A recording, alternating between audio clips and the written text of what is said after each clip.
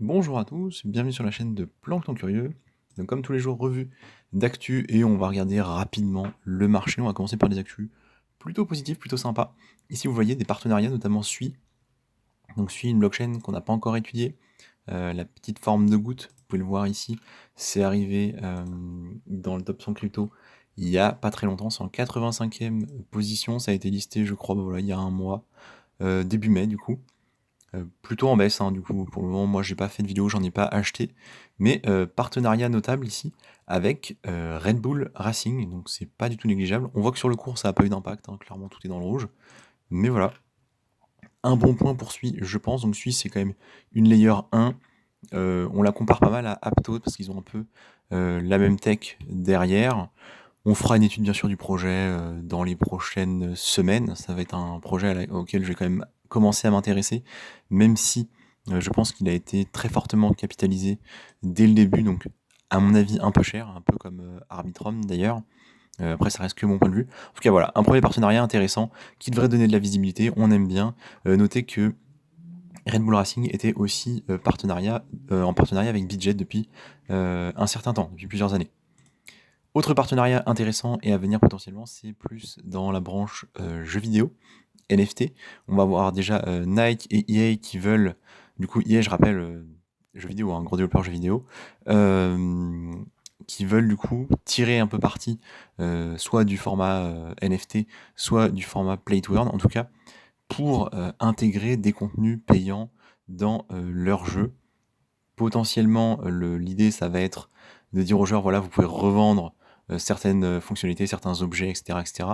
Bon, on va pas se mentir, ça va avoir une grosse hype au début, puis petit à petit, il y aura énormément de gens qui vont créer des objets, et potentiellement, ça vaudra plus grand-chose, sauf s'il y a vraiment des systèmes de rareté mis en place. Donc, pour on n'a pas trop de détails, on verra ce qui se passera, mais voilà, c'est intéressant d'avoir un œil dessus. Donc, on a Nike et EA qui sont dessus. On a dans la même veine GTA 6, vous en avez peut-être entendu parler, ça fait à peu près une semaine qu'on entend parler de ça, que potentiellement en fait il y aurait un système de monnaie digitale, de paiement du coup. C'est pas forcément le terme crypto qui revient, mais on comprend que c'est ça qui va potentiellement venir, soit via des NFT, soit du coup via directement des paiements intégrés en monnaie numérique à l'intérieur du jeu. Donc là encore, ça va faire du bruit, ça va générer de la hype, ça peut attirer du monde dans l'univers crypto, donc très bien pour nous, très content. Mais ne soyons pas stupides, il va y avoir énormément de joueurs, et assez rapidement, je pense que ça aura peu de valeur, à part effectivement s'il y a des systèmes de rareté, avec des objets très durs à crafter, et qui sont très efficaces, très utiles, avec pourquoi pas des fonctionnalités en multijoueur. C'est plutôt dans ce genre de cas-là que je pense les objets auront de la valeur, mais ceux qui viennent pour, disons, gagner de l'argent en jouant via ce genre de formule, à mon avis, seront déçus. Alors on verra, de toute façon le jeu va pas sortir tout de suite, hein. Clairement il y en a pour encore un moment avant que GTA 6 ne sorte, mais à mon avis il y en a pour clairement un moment, et en plus ce sera vraisemblablement pas très rentable. Mais par contre très bon pour les cryptos, très bon pour, disons, l'écosystème dans son ensemble. Ça montre qu'effectivement il y a intérêt, ça montre que c'est utile, et aussi ce sont les premières étapes. C'est-à-dire que si dans un premier temps on n'arrive pas à faire des modèles très pertinents, on l'a bien vu, hein, les play to earn des années 2020-2021, bah, c'est globalement des trucs qui tiennent pas trop la route. Bah, je m'attends à ce que les grandes entités fassent des trucs non pas similaires, mais fassent des erreurs aussi, qui feront que dans un premier temps, ce sera probablement pas terrible, on pourra probablement pas gagner vraiment sa vie avec ça, à part peut-être certaines exceptions. On continue avec Crypto.com ici, donc complètement différent, qui décroche sa licence à Singapour. Donc voilà, on le sait, les échangeurs sont un peu maltraités en Amérique. D'ailleurs, autre article, hein, que comme ça je joue avec les deux, on a ici Budget qui quitte le Canada, hein, tout simplement. Pour dire à quel point ils sont maltraités. Donc c'était Binance il y a quelques semaines, maintenant c'est Budget. Bybit, pardon, c'est pas Budget, c'est Bybit qui du coup a fermé ses portes au Canada parce que régulation trop restrictive, c'est plus possible. Donc à partir du 31 juillet, les clients de Bybit ne seront plus en mesure de réaliser des dépôts sur la plateforme. Et du coup, Crypto.com, lui, qui, dans l'optique de développer son activité un peu ailleurs, se base, on le voit ici, à Singapour. Alors quand je dis se base, c'est juste qu'il y a une branche qui s'envoie à Singapour. Donc il nous dit l'autorité monétaire de Singapour est reconnue mondialement comme un régulateur qui garantit l'innovation responsable du secteur des actifs numériques. Donc nous sommes fiers de recevoir la licence d'un régulateur qui accorde la priorité à la protection, la sûreté et la sécurité des consommateurs, nous dit du coup le PDG de Crypto.com, Chris Marzalek.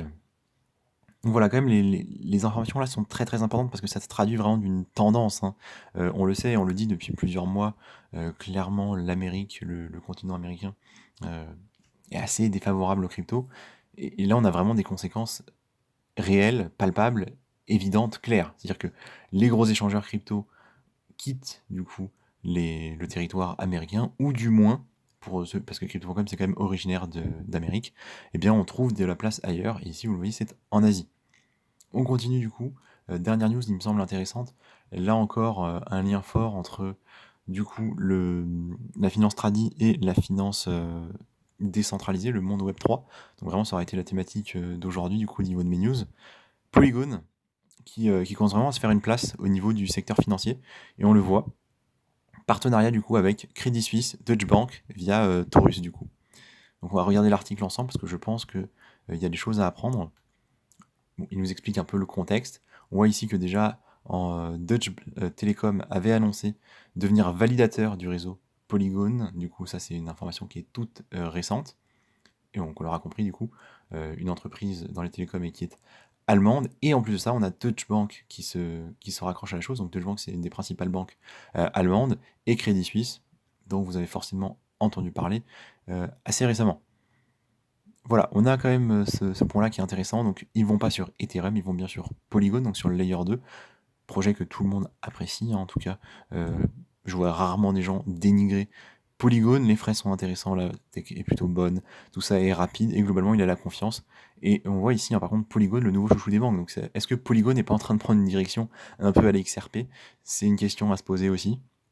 Donc à faire un petit peu plus attention, mais pour moi non. Pour moi en fait il permet le développement. On l'avait vu notamment avec une banque en Amérique du Sud qui développait du coup un stablecoin sur Polygon. Donc on le voit effectivement, hein, Polygon qui commence vraiment à prendre de la place dans l'économie traditionnelle.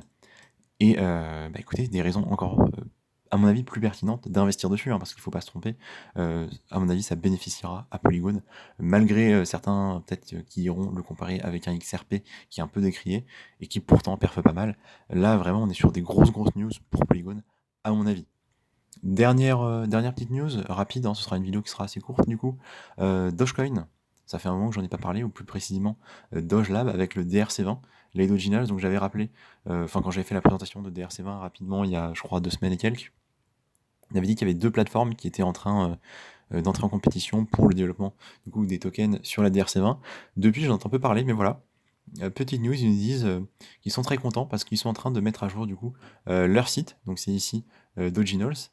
Donc potentiellement des petites news sympas à venir. Peut-être quelque chose sur laquelle il faudrait pas trop s'endormir. C'est vrai que j'en entends plus trop parler, donc c'est peut-être l'occasion de recreuser un petit peu ce qui se passe sur DRC20 et essayer de comprendre ce qui se passe, parce que potentiellement ça peut avoir une belle narrative dans les prochaines semaines, les prochains mois, comme BRC20 l'a eu au cours au cours de ce début de printemps, quoi, tout simplement.